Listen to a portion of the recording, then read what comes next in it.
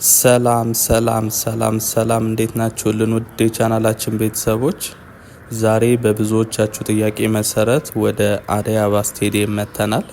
እንግዲህ አደይ አበባ ስቴዲየም ውስጥ ብዙ ነገሮች እየተሰሩ ነው። ከነሱ ውስጥም ዋነኛው የጣራ ገጠማው ሲሆን አሁን ላይ በደንብ እየተረባረቡበትና እየሰሩበት ነው የሚገኙት። ስለዚህ በዛሬ ቪዲዮአችን የአደይ አበባ ስቴዲየምን ጣራ ገጠማ በደንብ የምንቃኝ ነው የሚሆነው። ስለዚህ እስከ መጨረሻው አብራችሁን ቆዩ። ለቻናላችን አዳዲስ የሆናችሁ ቤተሰቦች ሰብስክራይብ በማድረግ ቤተሰባችንን በመቀላቀል ጀምሩ። እንዲሁም ቪዲዮ ለሌሎች ተደራሽ እንዲሆን ለቻናላችን እድገት እንዲረዳን ላይክ እና ሼር በማድረግ አጋርነታችሁንም እንድታሳዩን ስንል በአክብሮት እንጠይቃችኋለን።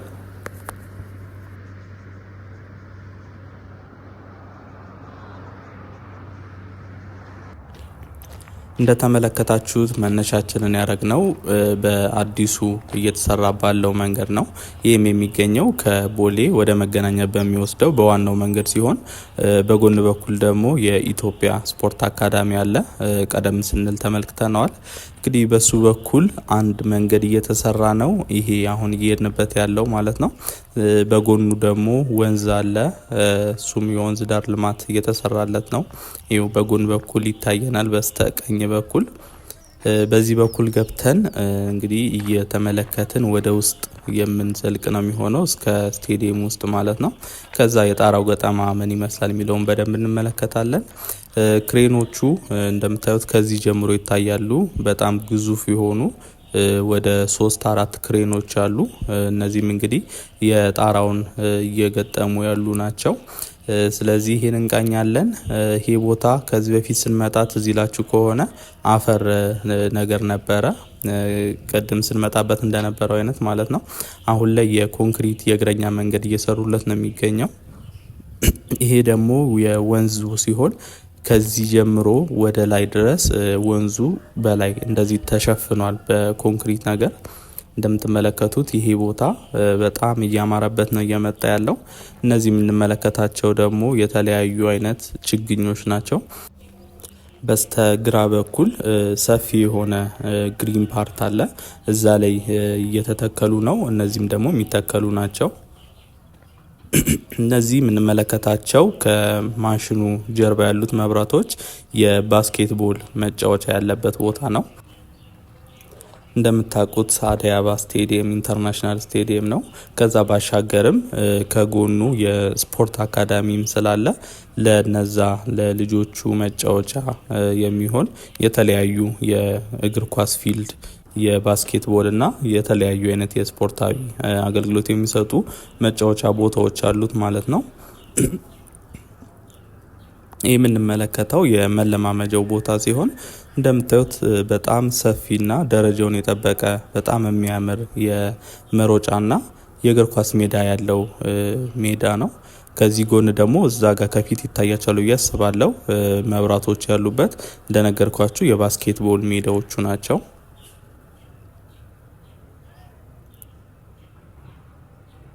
ስቴዲየሙ እንደምታዩት በጣም ሰፊ ቦታ ነው የያዘው። ከዋናው ከስቴዲየም ስትራክቸር ውጪ ግቢ ውስጥ ራሱ ብዙ ነገሮች አሉት። እጅግ በጣም ብዙ መኪና ማቆም የሚችል ብዙ ነገሮችን ያካተተ ነው። እነዚህ የምንመለከታቸው በውጪ በኩል ያሉት ክሬኖች ናቸው። ወደ እነዚህ ጠጋ ብለን ተመልክተን ወደ ውስጠኛው የስቴዲየም ክፍል ደግሞ የምንገባ ነው የሚሆነው።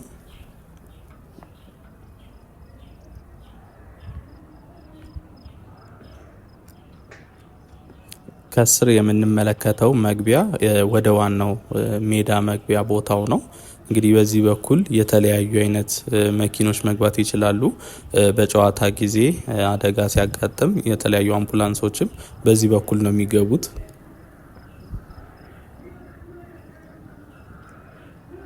እንግዲህ ቻናል የቤተሰቦች ቀደም ብዬ እንደነገርኳችሁ የጣራ ገጠማው ተጀምሯል። እንግዲህ ጣራው የሚያርፈው ፊት ለፊት የምንመለከተው እንደ ዚግዛግ ምልክት ያለው ቦታ ላይ ነው። ከላይ ያለው ጠፍጣፋው ቦታ ላይ ከዛ ጀምሮ ብረቶቹ እየተገጣጠሙ ወደ ላይ ይወጡና ወደ ውስጠኛው የስቴዲየም ክፍል እየተጠማዘዙ ይገባሉ ማለት ነው። አሁን ላይ በደንብ የጀመሩት በእኛ ካለንበት በተቃራኒ ቦታ ላይ ነው። አሁን በዚህ በደረጃው ወጥተን ይሄን ክሬኑን ተመልክተን ወደ ውስጠኛው የስቴዲየም ክፍል እንገባለን ማለት ነው።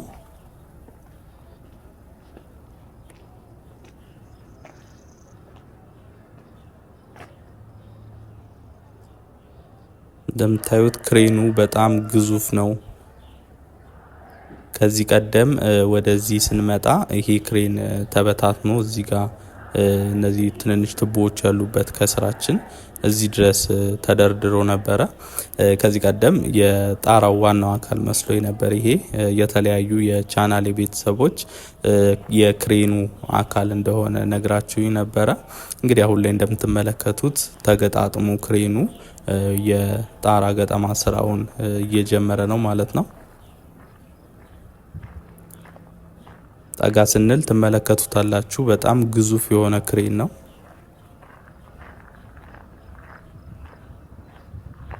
ከዚህኛው ክሬን ጀርባ ሌሎች ከጀርባ ይታያሉ። እንግዲህ እዛ ጋር እንደ ወርክሾፕ ነገር አለ። እዛ ወርክሾፕ ውስጥ ብረቶቹ እየተገጣጠሙና ወደ ላይ መሰቀል እየጀመሩ ነው። እንግዲህ ብረቶቹ ከውጪ ከቻይና ሀገር ነው ተሰርተው የመጡት። ከዛ ተሰርተው መጥተው እዚህ የተለያዩ አይነት ኢንስታሌሽኖች ይሰሩላቸዋል። ከዛ በኋላ ነው ወደ ገጠማ የሚገቡት ማለት ነው። በጣም ግዙፍ ነው እንደምትመለከቱት ክሬኑ። አሁን ወደ ውስጠኛው የስቴዲየም ክፍል ገብተናል። እንደምትመለከቱት በስተቀኝ በኩል ብረቶቹ ተደርድረው ይታዩአችኋል። ከሱም ባለፈ ደግሞ እኛ ባለንበት ትይዩ ከፊት ለፊት ሁለት ብረቶች የቆሙ አሉ።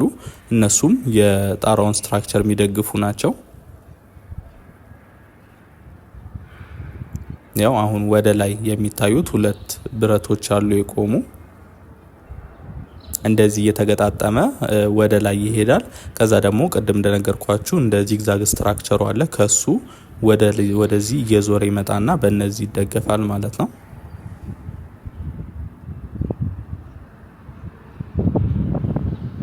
ከዚህ ቀደም ይሄን ቦታ ስንመለከተው ሁለቱም ስክሪኖቹ ተገጥመው ነበረ። አሁን ላይ እንግዲህ ሁለቱም ስክሪኖች የሉም፣ ተነስተዋል። እንግዲህ ለጣራው ገጠማ ሲባል ይመስለኛል ተመልሰው የሚገጠሙ ነው የሚሆኑት። እንደምታዩት በጣም ግዙፍ የሆነ ስቴዲየም ነው። ከ62,000 በላይ ተመልካቾችን በአንድ ጊዜ ይዞ እንግዲህ የተለያዩ ጨዋታዎችን ማሳየት ይችላል።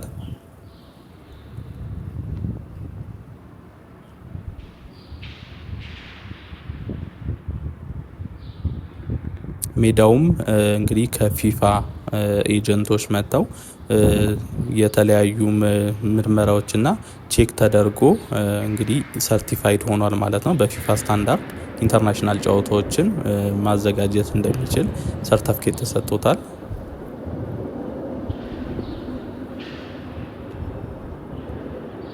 ከስር ይታያቸዋል ብዬ አስባለሁ። ሜዳው ጋር ብረቶቹ እየተገጣጠሙ ነው የሚገኙት። ከፊት ለፊታችን የምንመለከታት የኮሜንተሪ ቦክስ ነች። ጨዋታዎች ሲደረጉ የተለያዩ ኮሜንታተሮች እዛ ውስጥ ነው እየተከታተሉ እንግዲህ ዘገባ የሚያቀርቡት።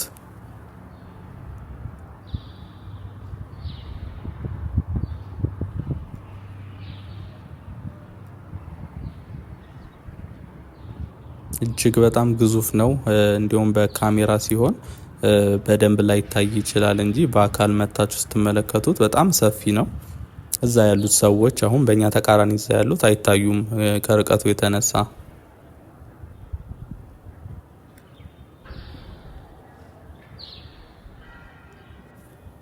ለቻናላችን አዳዲስ የሆናችሁ ቤተሰቦች ሰብስክራይብ በማድረግ እንግዲህ ቤተሰባችንን መቀላቀል እንዳትረሱ። በየቀኑ በምንሰራቸው የዎኪንግ ቱር ቪዲዮ አዲስ አበባ ውስጥ እየተሰሩ ያሉ አዳዲስ ፕሮጀክቶችና አዳዲስ ገጽታዎችን በየቀኑ የምናስቃኛችሁ ነው የሚሆነው። እንዲሁም ይሄ ቪዲዮ ለሌሎች ተደራሽ እንዲሆን ለቻናላችን እድገት እንዲረዳን ላይክ እና ሼር በማድረግ አጋርነታችሁንም እንድታሳዩን ስንል በአክብሮት እንጠይቃችኋለን።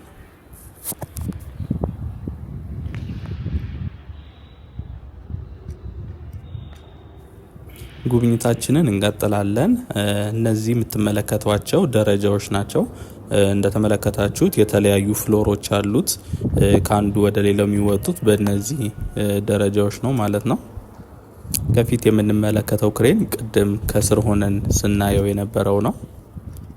በዛ በኩል ነው እንግዲህ ገብተን አሁን የሜዳውን ዋና ክፍል እየተመለከትን ያለ ነው።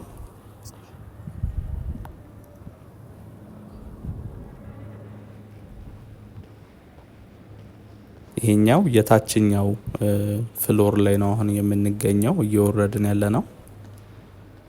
እዚህ ጋር የተለያዩ ስቶሮች አሉ። እንግዲህ የወንበር ገጠማውም ከዚህ ቀደም እንደተጀመረ ነግሬያችሁ ነበረ። በእርግጥ አንድ መደዳ ላይ ሳምፕል ብቻ ነው ወንበሮቹ የተገጠሙት። ሌሎቹ ደግሞ ወንበሮች መጥተው እዚህ ስቶር ተቀምጠዋል። በዚህ በጎን በኩል ስናልፍ እናያቸዋለን። በስተቀኝ በኩል ያሉት እነዚህ እንግዲህ ወንበሮቹ ናቸው።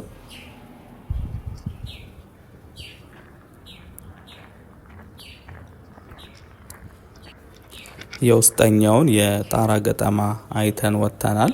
አሁን በገባንበት በኩል እየተመለስን ነው የምንገኘው።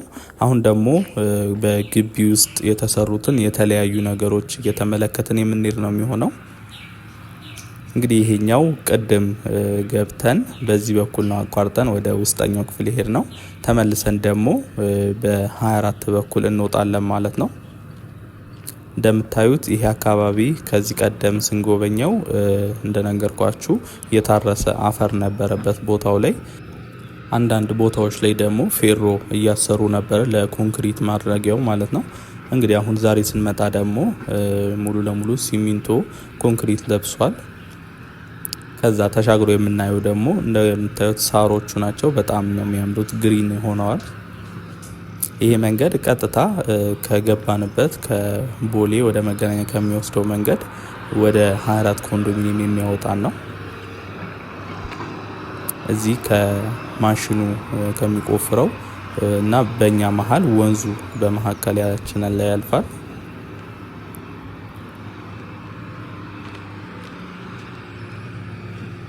እንግዲህ ከርቀት ይሄን ይመስላል ስቴዲየሙ። በጣም ግዙፍ ነው ከዚህ ራሱ ሲታይ። ከስር በኩል አሁን ጭቃ የሆነው አስፓልት የሚለብስበት ቦታ ነው። ገና ይቀረዋል እሱ የተወሰነ ስራ። እንግዲህ ስቴዲየሙ በቀጣይ አመት ሙሉ ለሙሉ እንደሚጠናቀቅ ከዚህ ቀደም ነግሬያችሁ ነበረ። ሀገራችን ኢትዮጵያም የ2028ቱን የአፍሪካ ዋንጫ ለማዘጋጀት ጥያቄ እንዳቀረበችም ነግሬያችሁ ነበረ።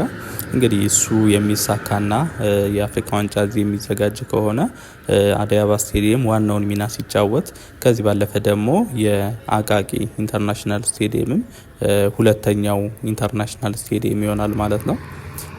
ከዚህ ቀደም ብዙዎቻችሁ ጠይቃችሁ የነበረ የአቃቂ ኢንተርናሽናል ስቴዲየም እንዳሳያችሁ በቅርቡ ወደዛ ሂጄ ነበረ። ነገር ግን ወደ ውስጥ መግባት ስለማይቻል ቪዲዮ አልሰራሁላችሁም። የውጭውን ፓርት ያው ከዚህ ቀደምም ስለሰራሁላችሁ ተመሳሳይ ይሆናል ብዬ ያው ዝም ብዬ ነው የተመለስኩት። ብዙ ሞክሬ ነበር ለመግባት።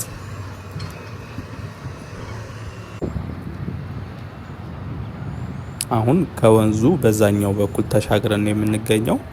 ቅድም ስንገባ ትዝ ይላችሁ ከሆነ የወንዙ ከላይ መሸፈን የጀመረበትን ቦታ አሳይቻችሁ ነበረ። እንግዲህ እስከዚህ ድረስ ከላይ በኩል ሽፋን ተደርጎለታል በኮንክሪት ማለት ነው። ከዚህ ጀምሮ ቅድም እስካሳየዋችሁ ቦታ እንግዲህ ወንዙ እንደዚህ በኮንክሪት ተሸፍኖ ነው ያለው።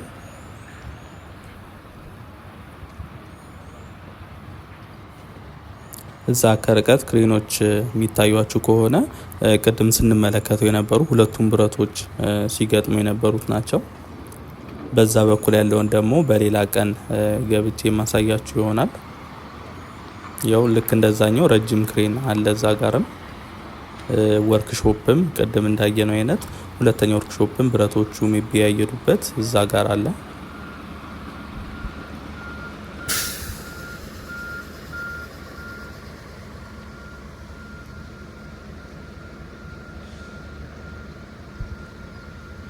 እንደምትመለከቱት በጣም ሰፊ ቦታ ነው ያለው የስቴዲየሙ ግቢው ራሱ ብዙ መኪኖችን መያዝ የሚችል ባንዴ፣ እንዲሁም ብዙ የስፖርት አገልግሎት የሚሰጡ የእግር ኳስ፣ የሩጫ፣ የባስኬትቦል የተለያዩ ስፖርታዊ አገልግሎቶች የሚሰጡ ብዙ ቦታዎች አሉት።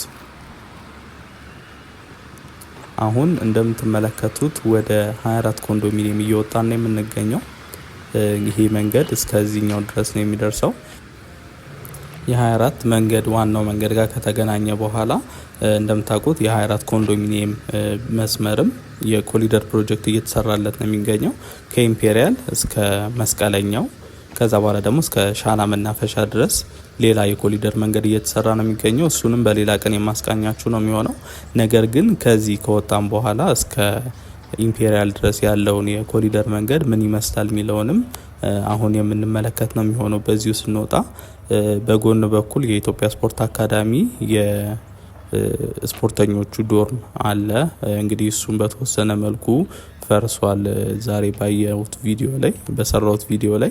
ስለዚህ እሱንም በተወሰነ መልኩ አሳያችኋለሁ። ለዚህ እስከ መጨረሻው አብራችሁን ቆዩ። ጉብኝታችንን እንቀጥላለን እስከ ኢምፔሪያል ጫፍ ድረስ። ለቻናላችን አዳዲስ የሆናችሁ ቤተሰቦች ሰብስክራይብ ማድረጋችሁን እንዳትረሱ፣ እንዲሁም ቪዲዮ ለሌሎች ተደራሽ እንዲሆን ለቻናላችን እድገት እንዲረዳን ላይክ እና ሼር በማድረግ እንድታበረታቱን ስንል በአክብሮት እንጠይቃችኋለን።